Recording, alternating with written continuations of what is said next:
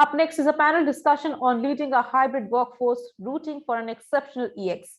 In this insightful conversation, leaders will come together to share their experiences and personal anecdotes on the journey of creating an applaudable EX for scaling to hybrid workplaces. Joining us for this intuitive discussion are Shantanu Banerjee, CHRO Bajaj Allianz Life Insurance, Suresh Anubolu, SVP and CHRO Aragon, Sushmita Burman, CHRO ITC Infotech India, Premita Singh, CHRO and Head CSR, Hero FinCorp, and Supratik Bhattacharya, Chief Talent Officer, RPG Group, as the session moderator. Welcome, Supratik, and over to you.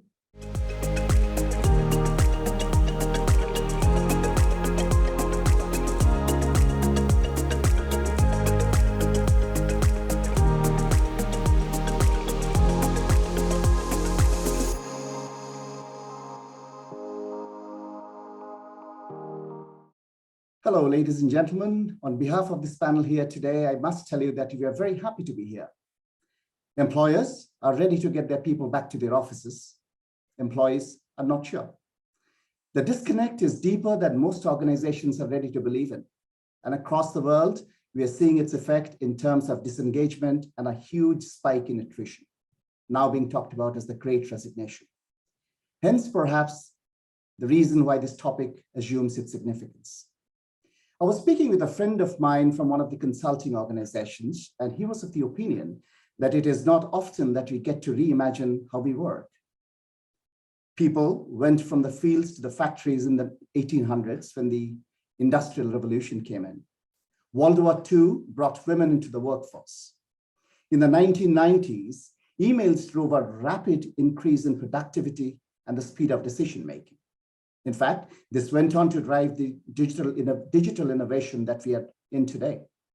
In 2020, people were taken out of their offices, only for us to be surprised how, for many of us, productivity did not suffer at all as we work from home. And now we're talking about getting back to work. It presents to us another opportunity of changing the way we work. And that is precisely what we are going to dwell on today. This panel is going to share with you their experiences, their thoughts and learning, the ways they're innovating to create a new, more effective operating model that works equally for companies and people who are both navigating a world of increasing uncertainty.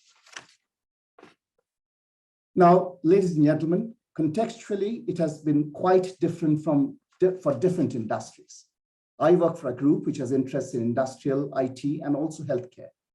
And I could also see how differently we were doing things for different sectors. Suresh, if I may direct this question to yourself, while we were securing ourselves at home during the pandemic, healthcare companies like yourselves went beyond the call of duty to deliver wellness for us. How did you see this unfold in your industry? What are you seeing now? What about employee experience? What are the changes that you are seeing and how are you coping with these? Very good. Thank you very much, Supratik, for asking the right questions. I work for life sciences industry, and prior to life sciences industry, I was in IT industry for 15 years. So last year, pandemic year, I know that a lot of other industries has hybrid workforce, flexible working hours, and different innovations happening in terms of their work ecosystem, work environment. But my industry, especially healthcare, pharmaceutical, biotechnology industry, we are working all through the year. The exception of 7 days, we stopped working. The stuff, all the days we were working. So that indicates that our response to the pandemic is different. And obviously, our archetype of response is different. What is that? Our challenges that time is in terms of how do we bring back employees to the office, our laboratories, our manufacturing setup.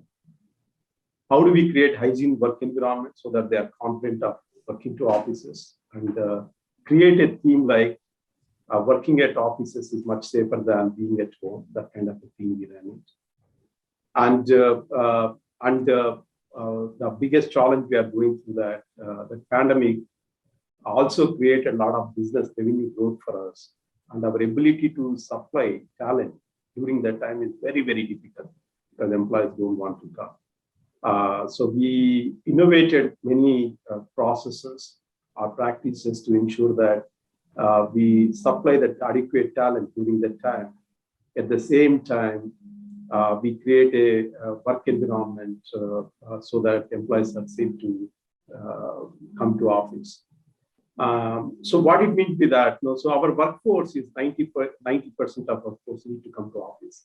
Only 10% can work from home or work from remote locations. So some of the ethos changed during that time, especially during that time is employees' expectations in terms of work-life balance, work-life integration. The second thing is I can see this hygiene work environment. Third is obviously the important thing is expectation on automation, so that touching the equipment, touching the laboratory equipment, they have a concern on that. Many innovations we have done it in terms of policy changes, practices, some of the new programs we introduced it to make sure that our industry grows and employees are safe during that time. Probably in the next questions when you have it, I can take you through some of the practices, models we implemented. But for us, the work is normal that time. And coming back to work is not big change for us because only 10% of workforce were working from home. It's not a big change, but expectation changed. The expectation of digitization, automation, work-life integration, those kind of expectations from employee change. So we'll talk about it in our next interaction coming in. Thank you, sir. Thanks, Suresh. Primita, let me come to you at this point of time. Now, you lead a large and distributed organization, right? In your kind of business, which I'm led to believe is deeply driven by relationships, in the absence of any other term, let me call it an employee's relationship orientation. How are you innovating the new ways of work? The balance, and how are you sort of balancing the needs of the business and the workforce? Yeah, hi everyone, and it's a pleasure to be part of this panel amongst all of you. What you are referring to, Supratik, is a very, very crucial aspect for our work. So Hero FinCorp works out of almost 1,200 different dealerships. The staff works out of 1,200 different dealerships, and we of course provide lending solutions for masses to classes, right? Now, in this kind of situation, when the government made, after announcing the lockdown, the government actually allowed NBFCs also to operate as banks in the month of May 2020, and we had to restart our offices, etc. So we also went through some of the things which Suresh just pointed to, putting forward connected workplace guidelines, etc., and making sure that the workplace is safe for employees to return to work, though the return was almost only after about 40-45 days or so. And ever since then, we have been operating. The centerpiece for us to create a beautiful, employee experience is really around driving the right leadership behaviors. People see discretionary effort comes when there is a emotional connectedness with the workplace, and that is totally rooted into what the employee experiences. Employee experience is a behavioral language. It is about what the actions are speaking than what the leaders are saying or what they are showcasing. The actions today are speaking louder than words, and we were very, very conscious of this as an organization. And of course, like you rightly said, we refer ourselves as Hero Parivar, and that Parivar is not just limited to our staff members, but across with our vendor partners as well. And we foster very deep relationships. We have to honor deep relationships. So talking about few of the practices, we did connect workshops and town halls and virtual setting workshops, not just with our staff members, but across the section of stakeholders that we dealt with, including our vendor partners, agency partners. We also, from a wellness point of view, came up, extended group insurances to the staff members of our vendor partners as well. And those kinds of actions really spoke louder than words. Those kind of actions created a sense of purpose, a pride in the staff members to then give whatever they had during this time in the organization. And yes, we did not really see a slack in productivity, so to speak. We only saw the trust in the organization growing to that extent. And leaders played a central role. Authentic leadership plays a very, very central role here, where leaders are actually committed in not just pointing out what are the strengths in your team or what are the weaknesses, and helping people either play on strengths or overcome weaknesses. It's really about nurturing the potential and helping people come up to their full potential. That was the frame that was taken, and all the leaders in the organization actually came together to foster that kind of coaching mindset in themselves, and then creating that employee experience in the organization. I'll be happy to talk about more practices, Supratik, but that's something that I wanted to share.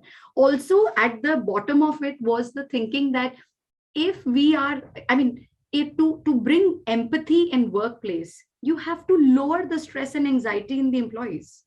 Imagine if the employees or staff members are feeling anxious or they are feeling under stress.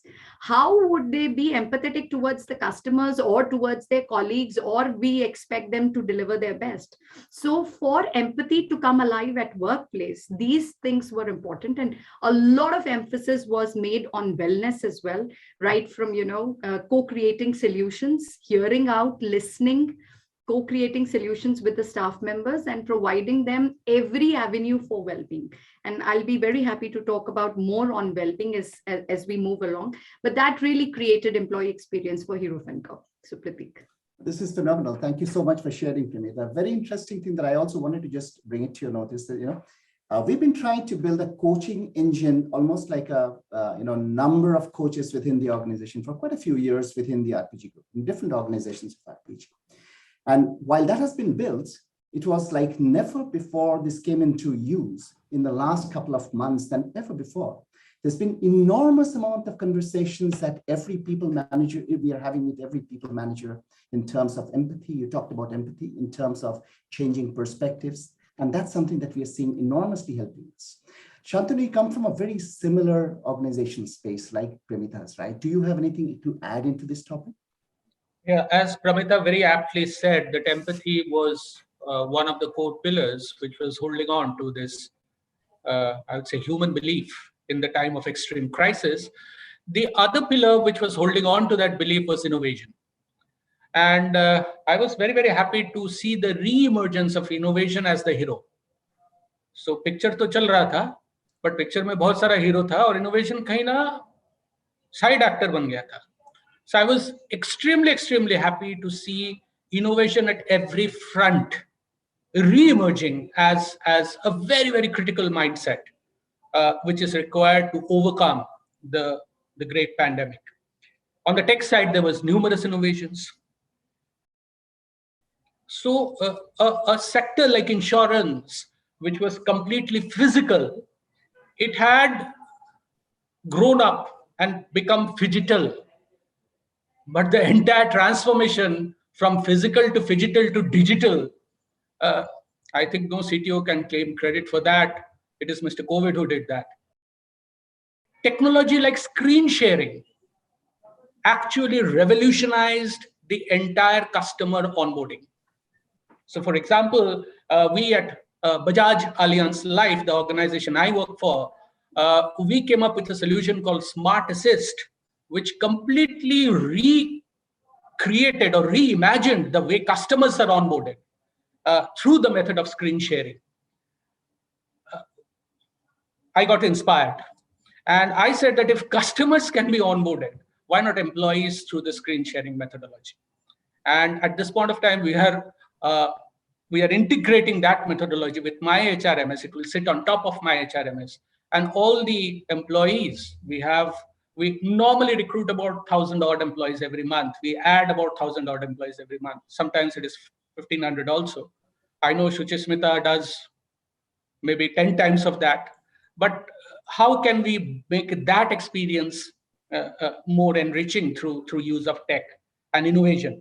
There were a lot of people-related innovations which happened. So one of the very interesting things was happening in the learning space. The learning space, which was again in its journey of blended learning and all of that interesting conversations that we used to have, certainly in a blip moved to active learning methodologies, again necessitated by the great COVID, which means that the entire method of putting in these learning nuggets and then testing the hypothesis through assigned work and then evaluation became more and more strong, more and more strong, more and more strong.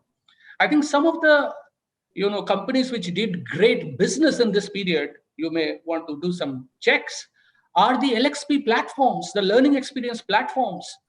Companies went on to design very, very meaningful blended learning journeys on these LXP platforms.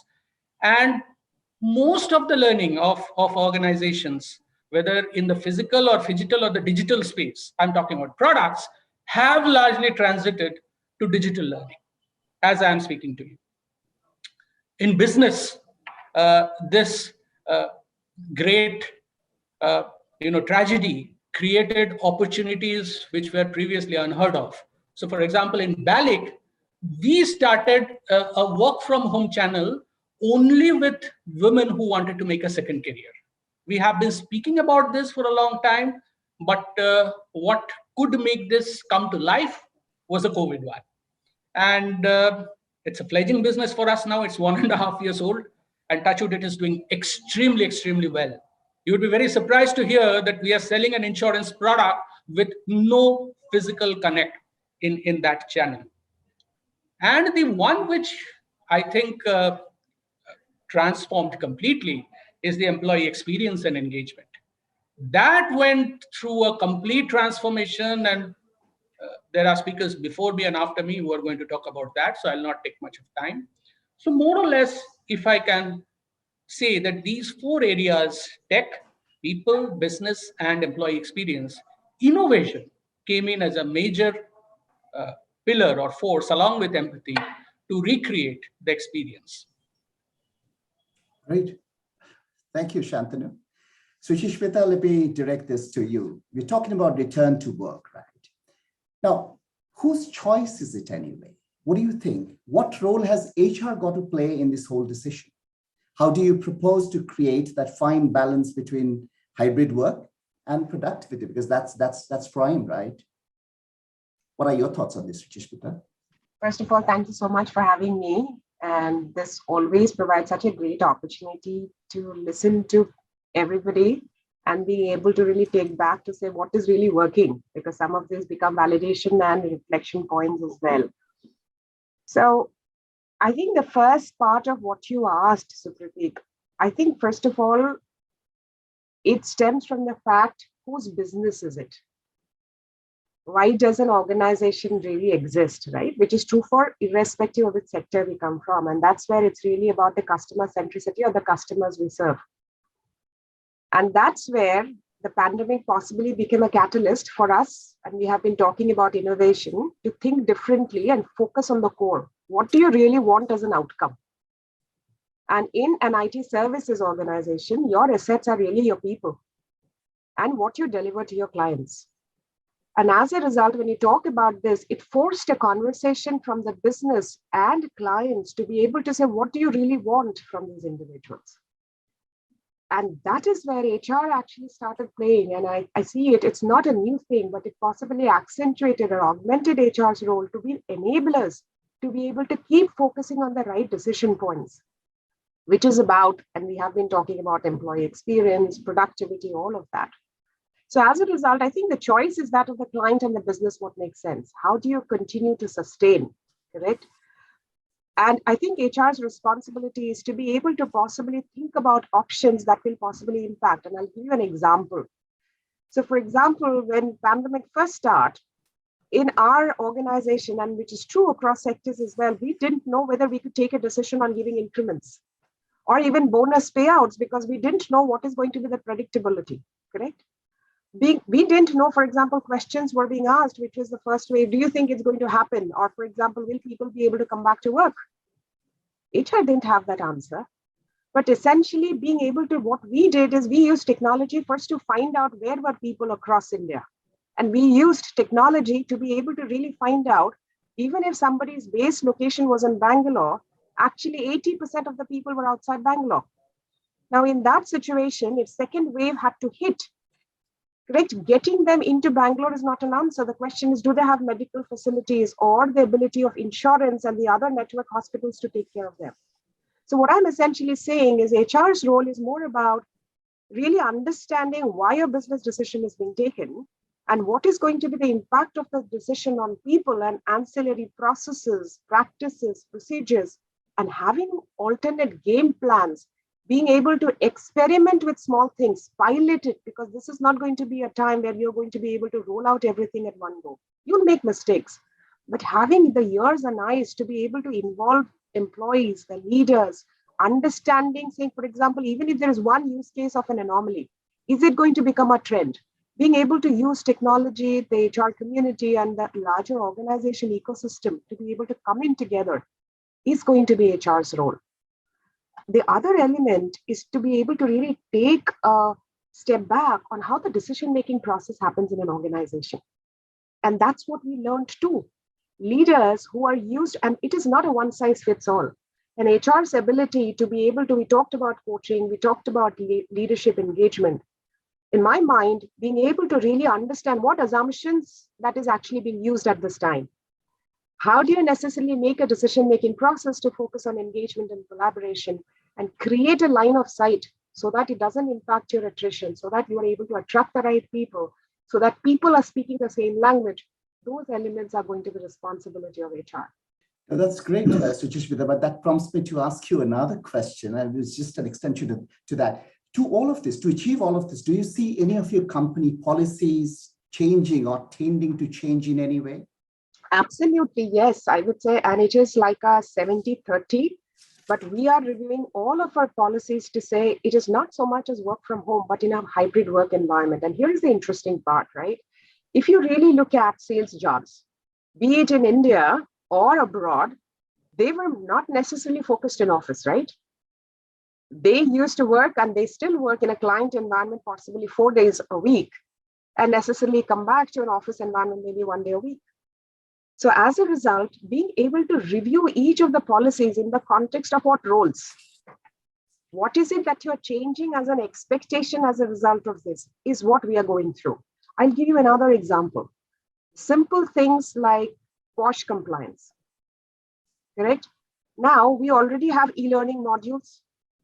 There ideally should not be a reason for change, but here is the problem. For example, if there is this hybrid work environment where most of the interactions are actually happening virtually, the paradigm could actually shift as to what can be construed as not to be done, what languages you do not use. And in the e-learning module, some of the scenarios are not built in.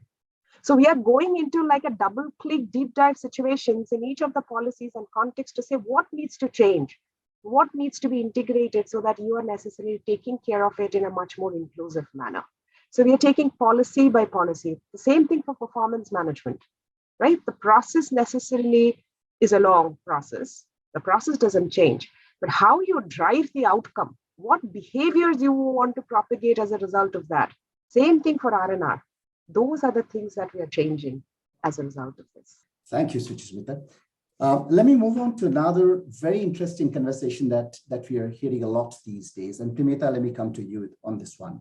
We hear deep conversations on purpose, right? There is no questions that the youth of today, and at some point of time, I heard you talk about it. So I'm asking this question. So today, almost everybody is trying to relate to a purpose, to core values, to a culture, etc. Now, we are increasingly talking about these things. What's your message to organizations on building a workforce that's aligned in purpose, culture, and values? So I think that's the topic very close to my heart. And the interventions which worked out very well for us during pandemic time is aligning employees towards purpose. I'll give one example. Our soldiers maybe working under minus 50 degrees, 30 degrees centigrade in last years, how they are motivated to be there, protect our country, the experience of work environment ecosystem is very difficult, correct? No, so how they're still motivated. They don't talk about experience of being there, because what supersedes them is the purpose, because they know that as a soldier there's something, a bigger purpose they're working for. So the same narrative we applied it at Origin. We are a life sciences services organization, R&D. We keep reiterating to organizations, employees in every interaction that our purpose is that in every molecule we create or we help our clients, there is a possibility of better health for patients. So we are doing something great. I know this is the difficult times, worrisome times, because their relatives are impacted with COVID and other situations. But we brought this purpose and reinforced it. And that is where a lot of power started coming in. Discretionary efforts started coming to the table. And we also thought about employee experience that time. We realized that the kind of a growth our organization was going through in the last 18 months' time, our ability to give great experience in every interaction is practically difficult for us because of bandwidth issues, many other issues. What we did is we choose movements that matters to the employees. Then giving every touch point is a great experience. We said it's practically impossible for us because the ecosystem we are in. So we choose movement that really matters to the most, and we started communicating that the success stories are positive stories of cool warriors in the company.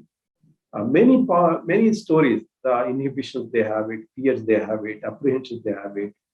We could able to reposition and communicate as other employees who have gone through this situation, their family going through this situation, how organizations supported them.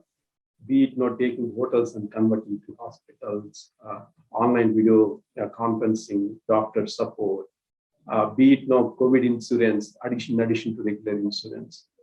Be it 15 days leave, 15 to 16 days leave, paid leave, if anyone in the family got impacted with COVID, and be it RFID cards, every employee carries. If anyone comes 6 to 7 feet close to them, it records in our centralized systems. That's where the experience matters. Is they are not in a normal zone where you give every experience, make them happy. You know that they're in a fear zone that time last year. So we address the movement that matter to them, worry about their family health, their health, hygiene work ecosystem, job insecurities, flexibility. Those issues we could able to address, but that really helped us. In fact, Great Place to Work did survey in last January when we are going through COVID situation. We were rated as India's top 8 Great Place to Work in pharmaceutical and biotechnology industry, in addition to certification. Naukri also certified. We are the top 3 retired best employers to work for Ambition Box also. So these are external recognitions for the work we have done it. The work is, we only choose movements that matters to the employee. We addressed it very well. We gave good experience in those movements that really helped us. Thank you for sharing that, Suresh. And I'm very convinced that the kind of contribution that the healthcare sector has brought in, it cannot happen without a deep alignment of culture, values, and purpose. So thank you for that. Premita, would you have anything to add to this? Yeah, so see, purpose, of course, is central to the discussion on employee experience, particularly when we talk, right? Because the fact of the matter is that individuals want to find meaning in their work. They want to be connected to the bigger picture. Work is no longer seen as just a means of livelihood or at a transactional level. It is fulfilling a higher need. The paradox is that at the time of pandemic, the Maslow's need of hierarchy actually inverted. the basic needs became the most fundamental needs, because it was employee wellness, it was employee well-being, it was physical safety and security also, which became of paramount importance. So there was a kind of a paradox that one had to deal with. But when we are looking at this from the prism of culture, a couple of things that come to my mind with which we looked at this whole aspect. One is culture is always changing. It can become stronger, or it can become weaker. And we at Hero have a very, very strong foundational culture. And one of the things as HR one was expected to do was make sure that this culture is conserved, and our values are manifested by an acronym called TITHI, where, it stands for trust and respect, integrity, humility, teamwork, innovation, and speed. And, we were given the baton, though an individual cannot do much or a team cannot do much, it is manifested in every corner of the organization, right?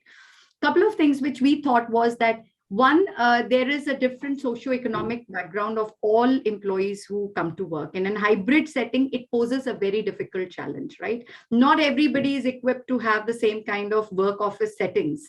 Earlier, when we were all working from the office, there was a homogeneity.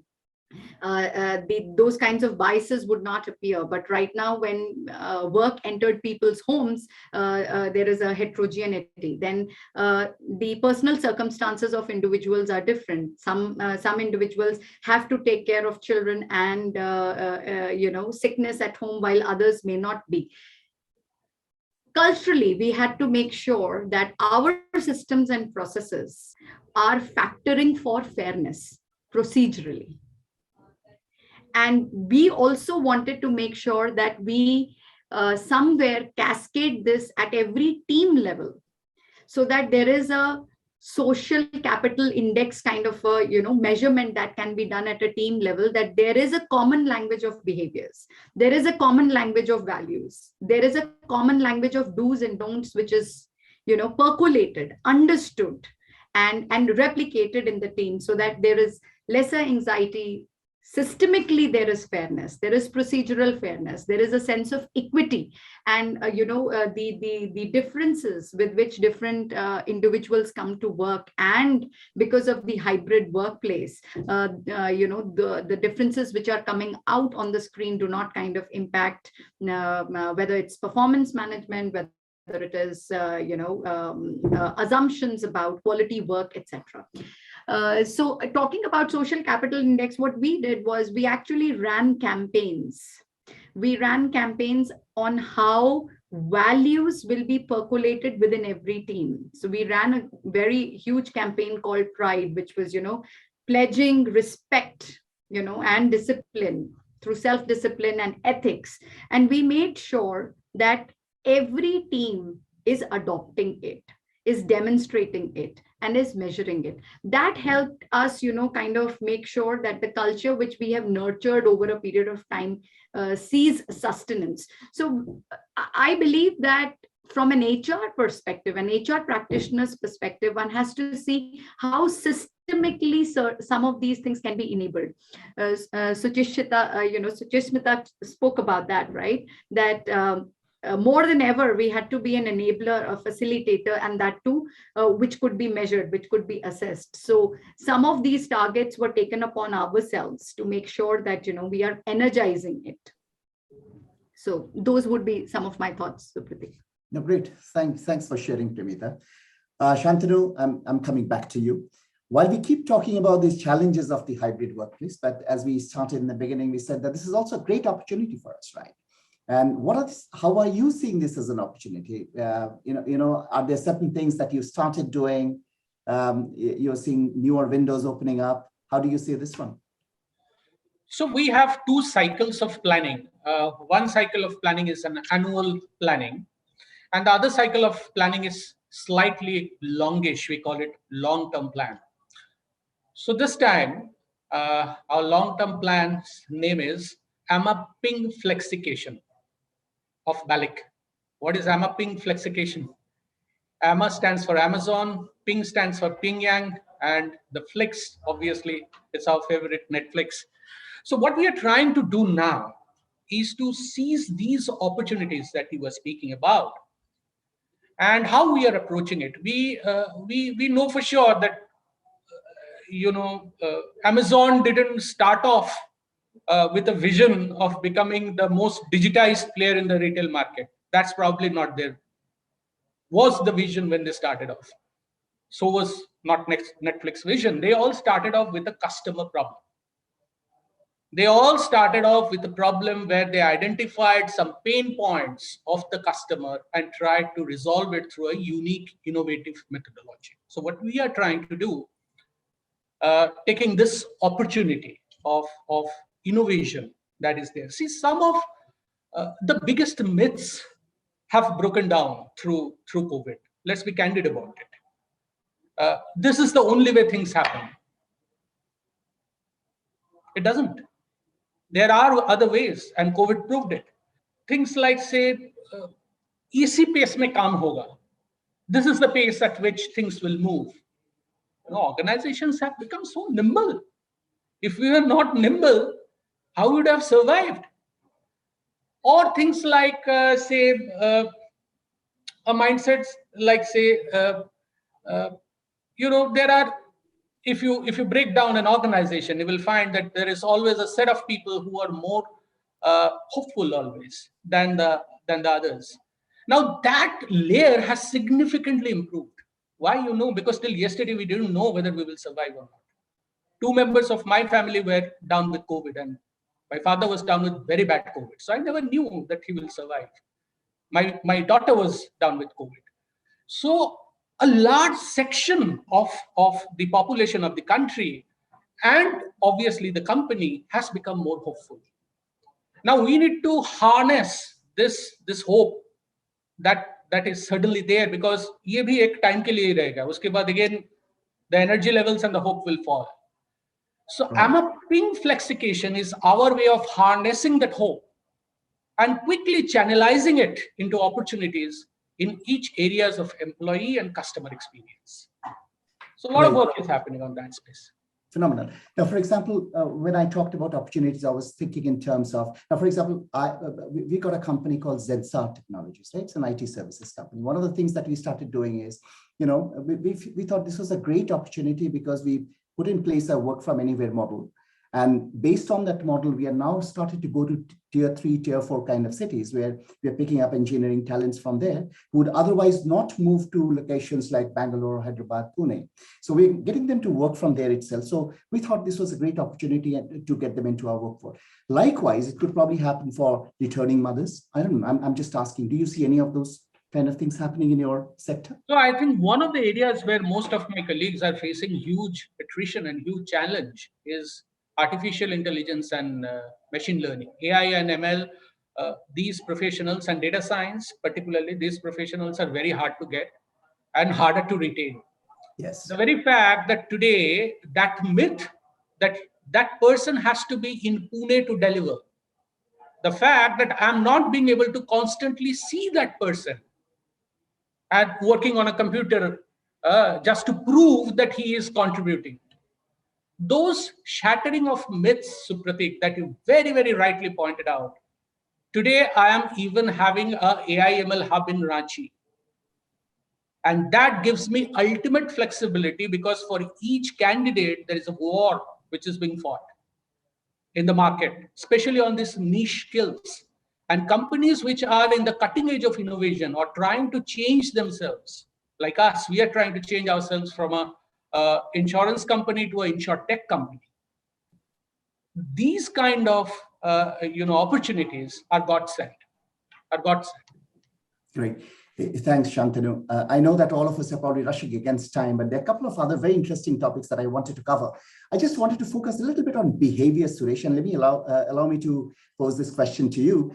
Are you seeing any changes of patterns in the behavior of your employees when they get back to work? And if you were to focus on, let's say, 2 or maybe 3 key areas and address them differently, what would they be? Yes, I can see some behavioral changes. These are all triggered because there is change in their life priorities post-pandemic, or we are still not out. But there are realignment of their life priorities. That is the change I can notice in many employees, especially the employees at the age group who are now between 40 to 50. I can see a significant change versus the rest of the age groups. Supradeep. So what is meant by that? Why this is triggering the behavioral change or no? So one thing is the conversations right now when you talk to this age group, the 40 to 50, they're talking about is it worth taking this kind of a risk? And now they have seen the last 18 months time is worth taking it. That's one. The priorities again realignment in terms of they want to be close to their families, and they want to go close to the native places. Is the other thing. Some people definitely also have seen that they want to do learning orientation. I want to do postdoc. So we have around 450 doctorates. I'm seeing a trend of they want to do postdocs. Our MSCs want to do PhDs. That trend has significantly increased. That make me to think why they are doing it right now. There is a wide surge in this kind of requirement. And expectations, women also, our women employees, there are behavioral change because they are the one most affected population in our organization where their children are not going to the schools. They need to manage at the home. And again, the increase in demands because of businesses are doing well.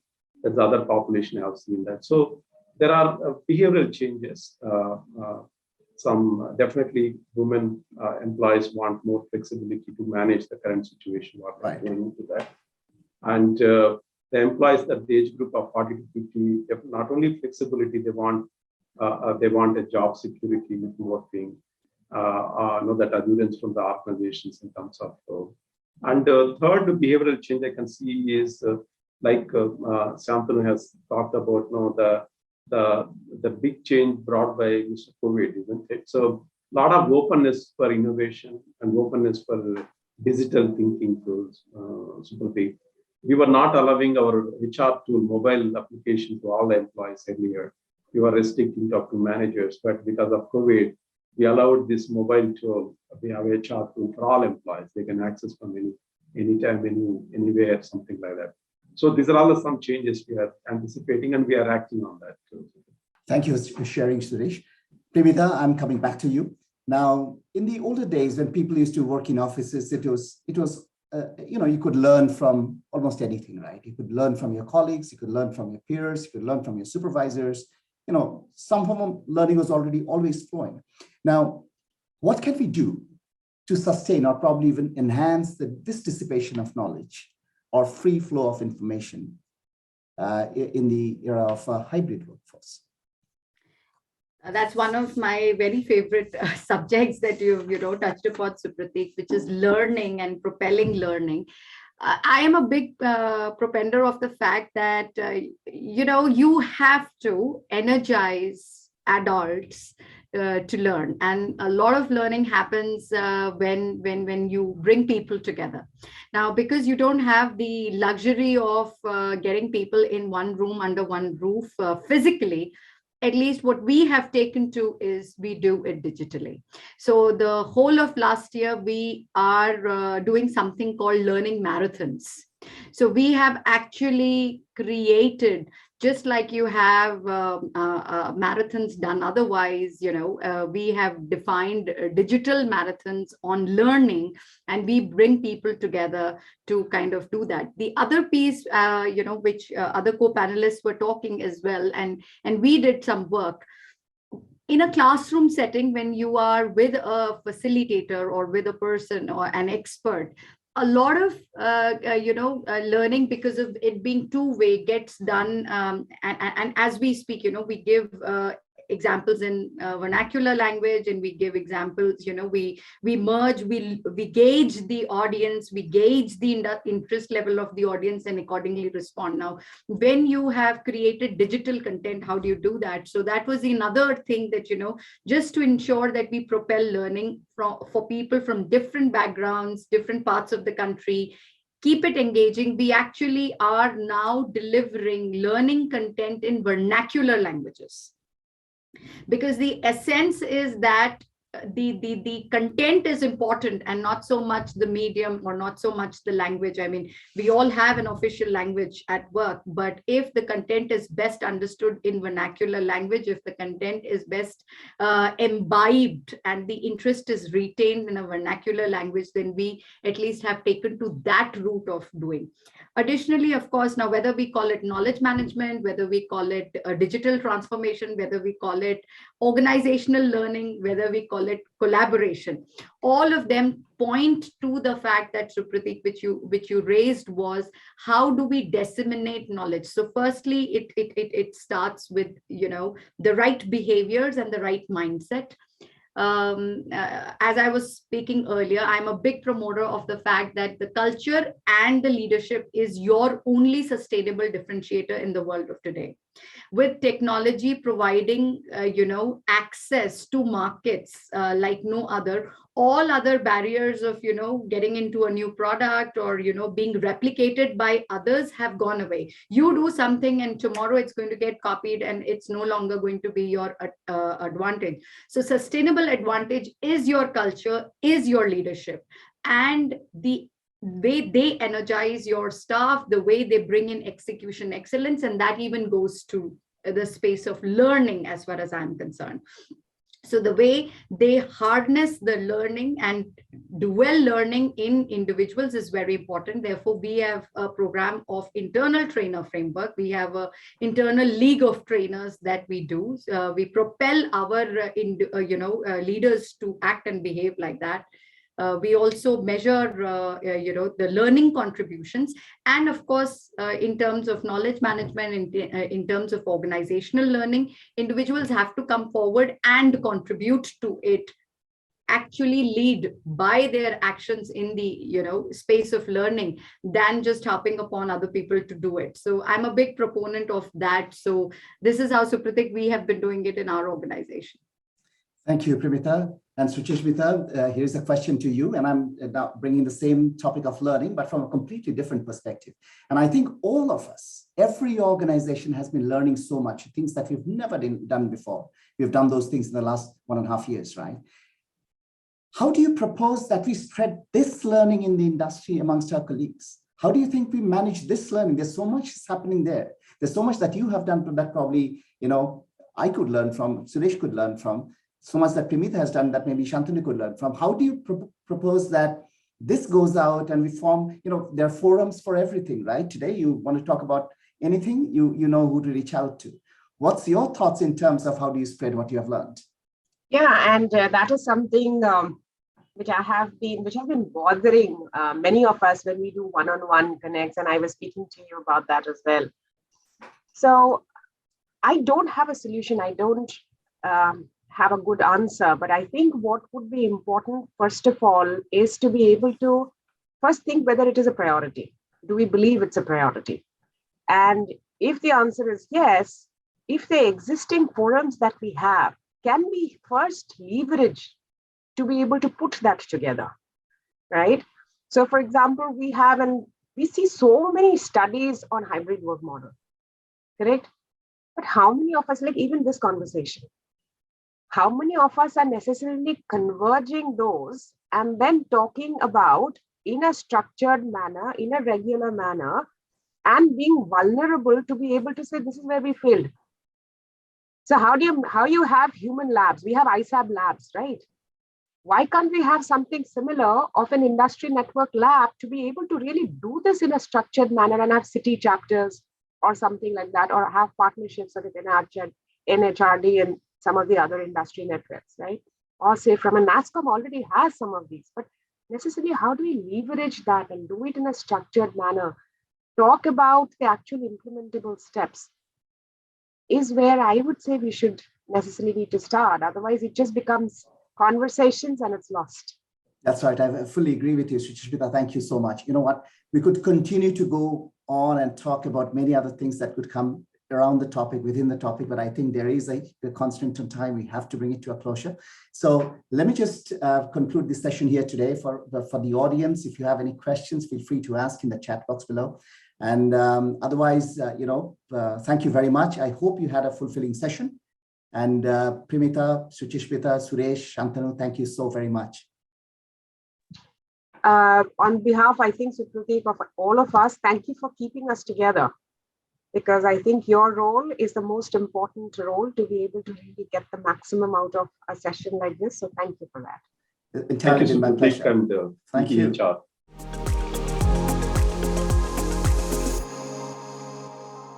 Thank you, Primita, Shantanu, Sushmita, Suresh, and Supratik for sharing your expert advice on leading a hybrid workforce. Dear viewers, I hope you all are taking out some important learnings from the session. Do share these learnings with your colleagues on social media using the hashtag ETHRHCE. Also, do not forget to participate in the Sprint and Stride activity goes live for the first time now. You will see a pop-up question on your screen. Type your answer at the earliest to win a jackpot prize. Let's move ahead to the next session.